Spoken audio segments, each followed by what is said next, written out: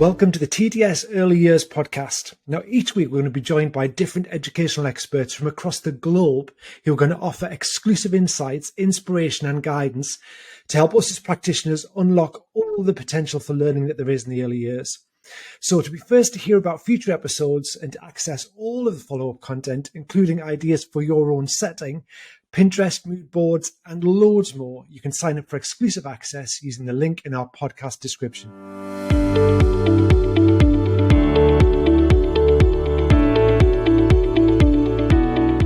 Hello and welcome to the TDS Talking Early Years podcast with me, Alistair Bryce-Clegg. And today I'm joined again by nature pedagogy expert and international early years traveller, Niki Buchan. Welcome, Niki.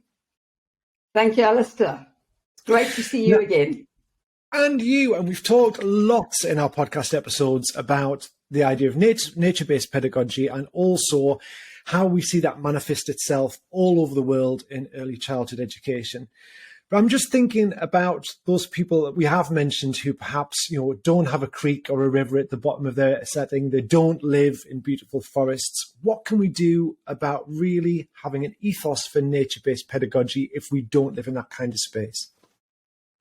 Okay, so first of all, you could look at accessing those spaces if you don't have them near you with transport. So some people would fundraise and purchase a little minibus and take the children on that.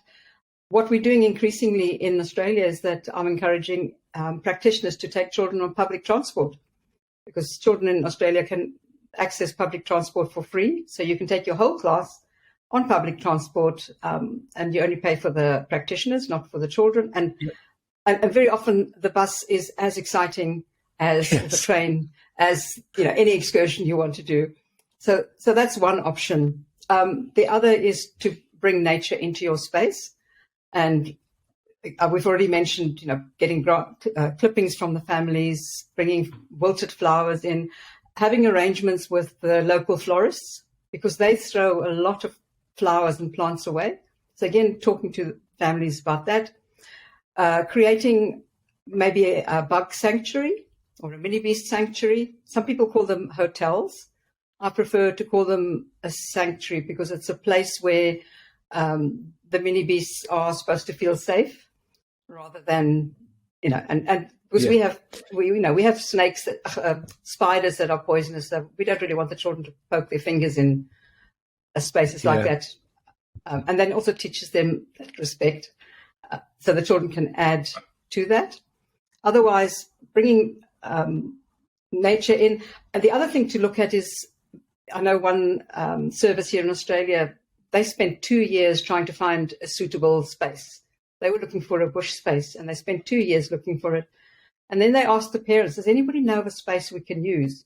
Because you don't need a big forest or you don't need a beach. I've seen amazing practice on a vacant block, vacant property where there's a few trees, or on a dead end street, where there's a little roundabout or a little dead end street and there's a couple of shrubs there, using that space, obviously depending on the number of children. But this one setting, they asked the parents if anybody knew of something. And then somebody said, well, what about next to the hockey field? And the hockey field was immediately behind the setting. And nobody had ever thought that we could just go into that little bit of wild space that's next to the hockey field. Yeah. And, there's 5 or 6 trees. It's in a funny shape. But the children don't care. They just need that connection with nature. And I think also people worry about if I'm, if I take my children out and we have to go down the road and round the corner and across the street to get to where I'm going, what about the toilets? What about if it rains? Will we all need to come back? What if we get wet? What if we get cold? So I know I've worked in countries that have got as inclement weather as we have in the UK, and they spend 100% of their time outside, and not always with a beautiful kind of larch roof purpose-built shelter. It's often that if you just have an expectation we will be outside, then you take resources with you that enable you to be outside and make sure that the children are correctly dressed and that you've got whatever it may be, your portaloo or your place that you can use the toilet in your outdoor environment or places where you can find or make shelter. And sometimes that's built over time where the children and the adults together have projects to make shelters within the space. So it's not always about thinking, but if I go there, I need to come back for lunchtime or I need to come back for snack time. It's about thinking, ultimately, I can create a space that we can inhabit all the time if we choose to. Yes. And there's nothing wrong with packing a picnic and taking a picnic. I also have to say that if the children are uncomfortable, taking children into nature is not meant to be a survivalist exercise. It's meant to be fun. Yeah. And, so if the children are not appropriately dressed and they're getting cold or, suddenly there's a biting wind coming, I'm not going to force the children to be in that space. Then we go and get nice and warm and snuggled and maybe put the fire on and, because that's nature too, have a fire, sit around the fire and warm up. So it's about, because what we're trying to do is to develop that love of nature as well, because if we look at long-term, for the children are the future custodians of our beautiful nature. So just by introducing children to nature and for them to get to know nature and to love it, they will protect it in future. So it is important that we make those connections and have those connections with the children. And I think it's important to have a no cancellation policy on outdoor play, because otherwise what happens is that the practitioner looks out the window and says, there's a cloud over there, we better stay in. Whereas if we just say, it's like going to the toilet or the library. It's not open to discussion. We're just going to go. And I think that's a really important point about, because you might be thinking, right, I'm going to get my children, we're going to go out, we're going to find some nature, because Niki said so, we're going to stay in it all day. And we know that children make really strong psychological connections or, kind of guttural connections to learning spaces. So if you've got a child where you're indoors and they're feeling like they're sitting on a mat and they're all constrained and they're wriggling about and they've got a numb bum, they're not going to enjoy it. And then they're going to make that association with every time you say, come to the carpet or come to the mat, they're going to think, oh. But in the same token, if they're cold, if they're wet, if they're hungry, if they're holding on to a wee or a poo because there's nowhere to go in the space, then obviously they're going to make that connection that next time you say, right, everybody, come on, we're off to our nature space. So it's about that exact point of saying we want children to love it. So until you've got a space that can really support children in all weathers, then you're going to just visit every now and then, as opposed to make that commitment to say, we're going to be there all the time. And as an adult or a practitioner, think about what is it I need to make this work, to create shelter if we need shelter, to create warmth if we need warmth, to allow children to go to the toilet, and also to make sure they have enough fuel to keep them going, because they're going to be doing a lot of more physical stuff potentially in a nature-based, so they might need a little bit more fuel just to keep them going. Yes, definitely. And I think it's the thinking ahead. And I think, as practitioners, we very often go, oh, we can't do it because of that. And we look at all the obstacles, but instead of having the mindset to say we are going to do it, and we're going to find solutions. And there are plenty of solutions. There's lots of books with explanations. And if we look at the Scandinavian countries, for example, where, the babies sleep outside until it gets to minus 15 degrees. That's like nostril hair freezing kind of temperatures. Well, Australia, we don't have that kind of extreme weather, but in the UK, and when I was head of the nature kindergartens in Scotland, so many people said, well, why are we taking the children outside in this weather? But you know what, if the children are enjoying it, then, and, it's not about, it's about appropriate clothing, dressing them appropriately, making sure they're warm, they're comfortable. Yeah, and having strategies that are for what, because I think often as well, they go out, they get wet, you've then got a lot of children in very wet clothes, and then settings are a bit reluctant because they're thinking, well, where do I dry all of these clothes? And getting very young children into all-in-ones and wellies can initially take time, but also I have seen very young children really expertly get themselves into kind of even salopettes and boots. And so I think sometimes practitioners think I'm going to be there for an hour, wriggling them in, zipping them up, coats on, then they go outside with the coat on, and then they're too hot and they want to take the coat off, and then there's nowhere to put the coat. But I think all of that is just about practice. And there's enough information out there, I think, in terms of blogs and your social media and things that have been written in books that can give you loads of really useful hints and tips. So it doesn't have to be that logistical nightmare of getting children dressed for outdoors. It can be just part of what you do, part of your routine.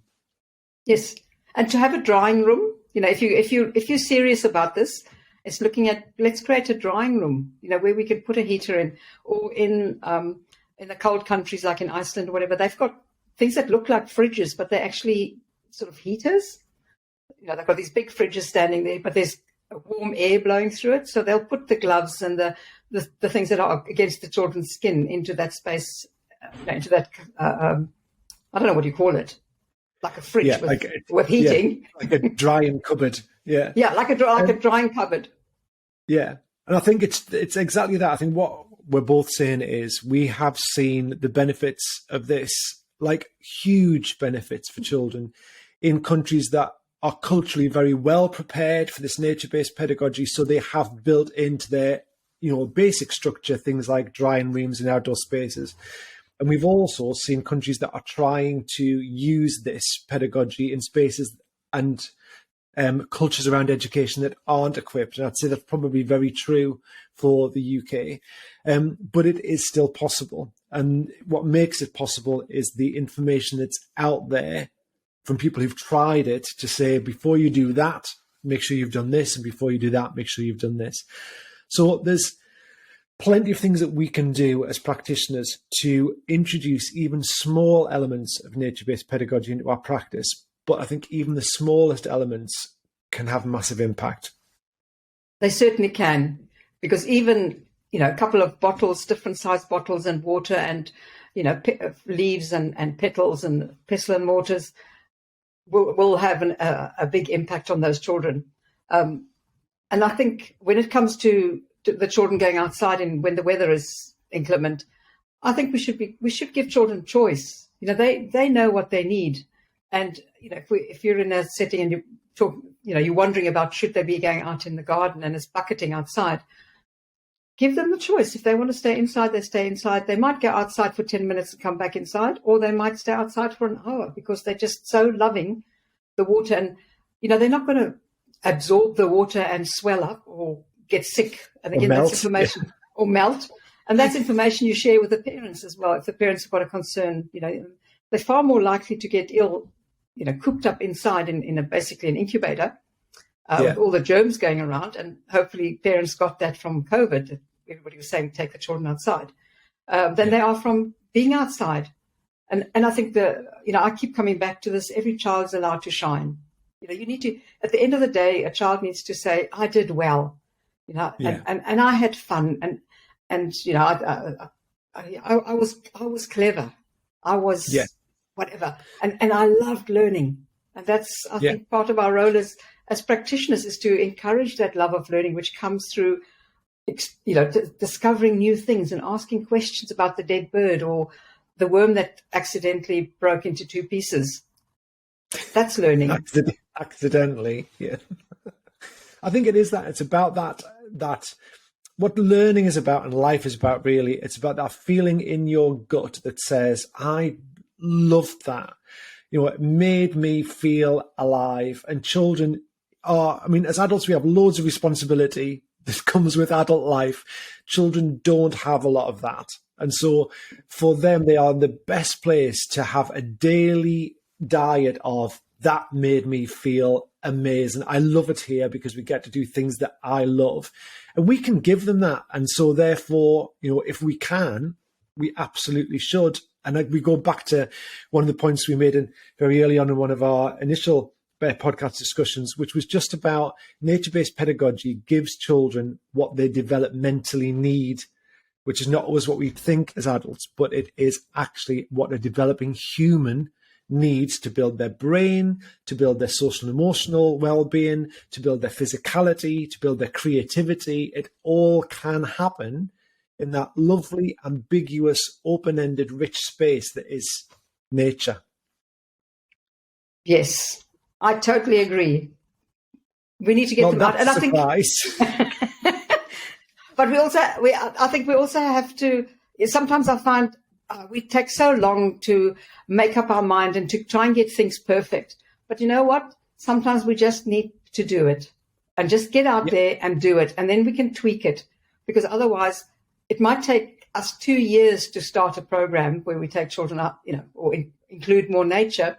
But I'm hoping people will go out tomorrow or today even and introduce more nature. And it can start small, and then you just build on that and develop, instead of waiting until you can do it perfect, until you've got every bit of equipment. Sometimes it's just a matter of get out there and do it, and then tweak it. I'm 100% with you. And I think if you are listening to this thinking your team would be a bit resistant, what you can do, and I wouldn't pick a particularly inclement day, but next time you have a staff meeting, have it outside, go into your outdoor environment, talk about the space, look for things as children would do, see what you've got. And at the end, evaluate about how did that staff meeting make you feel? The one where you got to the end of the day and you're sitting in a very heated room and you're very tired, so you eat some sugar to try and boost you, and you drink another cup of coffee, but by the end of the staff meeting, but then suddenly you're outside, you've got your coat on, you're laughing, you're chatting, you're planning, you're being creative. Even just that, and then say to the team, right, if we felt like that at the end of 45-minute staff meeting or half an hour, however long it is, imagine how our children would feel if we allowed them to do this on a, and then also it's the use of that term allowed, isn't it? We are given permission for children to actually develop in a way that children should develop. Yeah. So, Niki, just for all your insights, for all your ideas, I just want to say, and your inspiration to me over the many years that we've known each other. I mean, not too many, we're not that old, but quite a lot.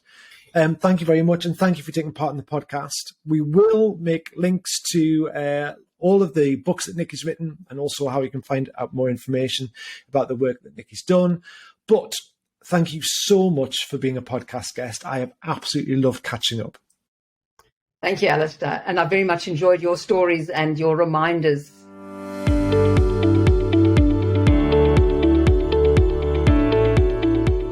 So I would just like to say a huge thank you to Niki Buchan for joining us and providing such brilliant insights into nature-based pedagogy throughout the world.